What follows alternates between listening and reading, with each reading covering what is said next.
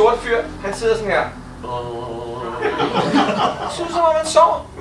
Så han har ikke set, vi kommer alt for tæt på, mand. Nu går det galt, så jeg gør det lige sådan på skulderen, og så gør han der. Og der hvor jeg er helt klar over, at den er helt galt, det er, han vender sig om, og så gør han sådan der. Det hjælper også meget, når vi sidder i en tuk-tuk, kan man sige, en bil, der var 2.000 kilo kører ind over savannen, ikke? Så jeg tænker, at der er noget galt. Nu skal vi se en interessant ting, fordi hele den her metafor, den handler om high performance. Jeg bliver nødt til at bruge den her reference for at komme videre. Der var en russisk psykolog, der hed Vygotsky i 1900-tallet, der talte om den nærmeste udviklingszone. Den nærmeste udviklingszone, han sagde, hvis du skal udvikle noget som helst som menneske, bliver du nødt til at være villig til at træde herud.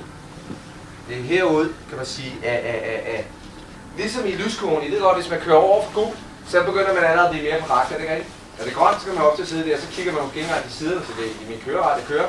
Når man kører over på gul, så kommer man, de kigger. Man skal lige være klar over, at der ikke også er en tos, der gør det samme, ikke?